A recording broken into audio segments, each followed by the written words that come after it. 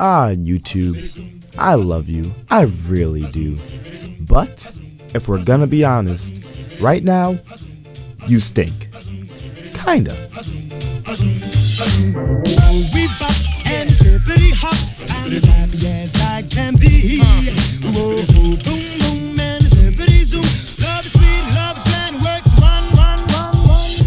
Okay, yo, YouTube.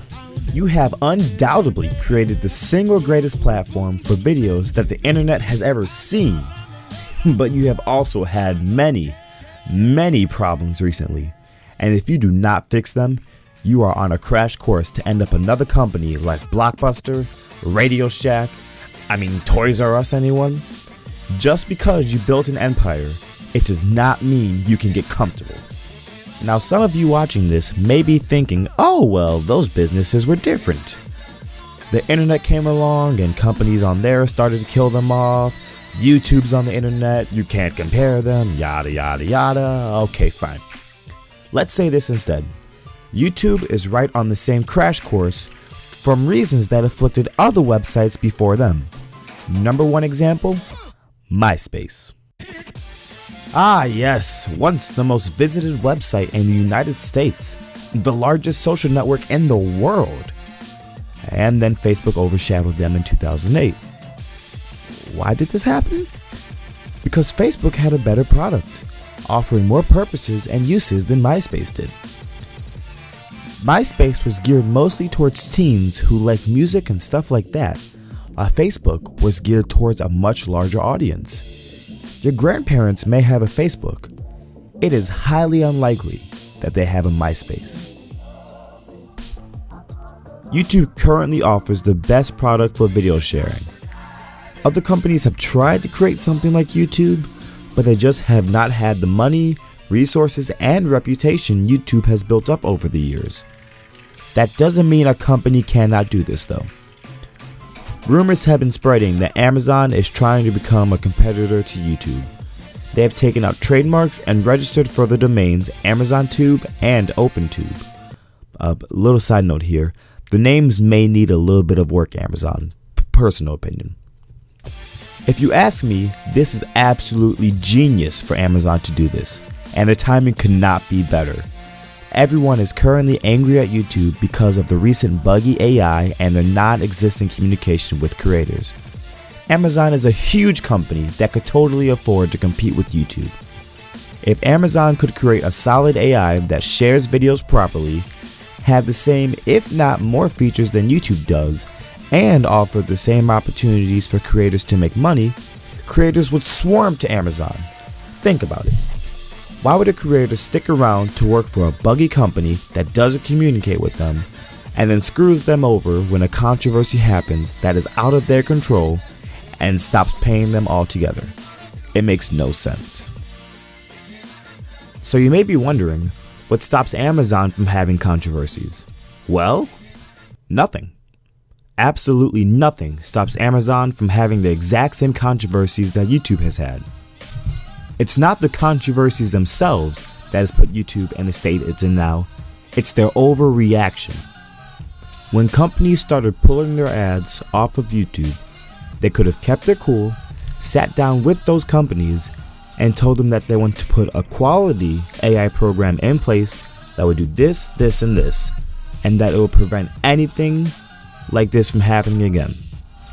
Instead, they saw that they were losing advertisers. They rushed out some overly sensitive AI that flagged practically anything that had a human breathing in it. We don't see TV overreact and stop offensive content, and they have stuff pretty bad all the time on there. You know, if you were to turn on Comedy Central right now, you would probably see something from South Park, really offensive, or at least partially offensive, and then it'd be followed by some big name advertiser. Like this. How would you like to go see the school counselor? How would you like to suck my balls? What did you say? I'm sorry. Actually, what I said was... How would you like to suck my balls, Mr. Darcy? Holy shit, dude. 15 minutes could save you 15% or more on car insurance. The point I'm trying to make here is that YouTube did not get to where they are now because of the controversies. It's because of their lack of communication as one of the world's largest social platforms. Instead, they sucked up to their advertisers, begging them to give them money again, while they blamed and punished the creators, giving the advertisers all the power. If you know the in-depth story of MySpace, you'd know they did the same thing. They panicked and gave all the power to the advertisers once the rise of Facebook started happening. Now, of course, there are a few differences and reasons that YouTube and MySpace got into the positions that they did. The dumb Americans have arrived. But for the sake of time, we won't get into the nitty-gritty of it all. If another company like Amazon or Facebook does start to become a serious competitor, YouTube cannot just throw a book of options at the problem and yell fix it like a 2-year-old. They have done this in the past, just like other companies before them, and because of this, they have brutally destroyed their reputation with their community. In fact, many creators have straight up ditched the platform altogether in search of other ways to make money, such as Twitch. I mean, can you get mad? They can actually afford to eat when they stream on Twitch. You're lucky if you can afford ramen noodles at this point trying to earn money off YouTube. All of that aside, at the end of the day, this all comes down to the CEO of YouTube, Susan Wojcicki. As the head of the company, it is your job to ensure that creators are taken care of and know what is going on. So the question still remains, how does YouTube fix this problem? Well, YouTube, I got a few solutions for you I'm going to give to you free of charge. You can thank me later. Okay, so first things first. Hey Susan, respectfully, fire yourself. Or at least take a lesser position. Ever since you have come into power in 2014, YouTube has progressively gotten worse and worse. Don't get me wrong, I know you have done great things for Google in the past, but your run as CEO of YouTube has not been a good one. I think it's time for a fresh new face of YouTube. I feel a new mind and new face would revitalize the platform, showing creators and advertisers that you are serious about change. Up next, you gotta fix your algorithm, son. The current algorithm is way too glitchy. You guys have said that it should fix itself, it's self-learning, it's called AI for a reason. We are sick of hearing that crap. We want a new, good, working algorithm. Considering that creators live based off how that algorithm treats them, I don't think that's too much to ask. Number 3, communicate. Hello. You are one of the largest communication platforms to ever exist. And you're gonna tell me you can't figure out how to tell your users everything they need to know about how it works? Get out of here. Finally, diversify your income. YouTube Red isn't a bad idea. It's gone further than I honestly thought it would. But I am not going to pay $9.99 a month to see this dude have a late night talk show.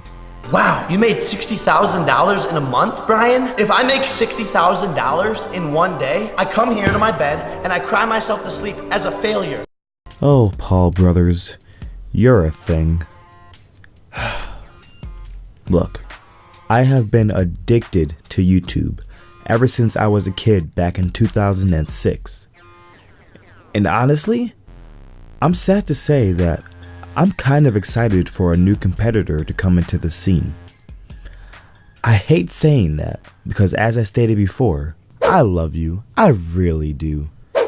But I remember the good old days of YouTube, the good old days of this platform where you could honestly be yourself and not have to worry about suppression or some robot trying to tell you exactly what you can and cannot do. I sincerely hope that you fix these problems, YouTube. I do not want to see your great platform go away. You're in danger of losing your audience. Don't become the next MySpace. Justin Timberlake invested in that company hoping to rebrand it, and that didn't even work. That dude just played at the Super Bowl. Don't join the internet graveyard of once great things. But hey, what else is there to say? My name's AgentBlack, and I hope that you have a good day.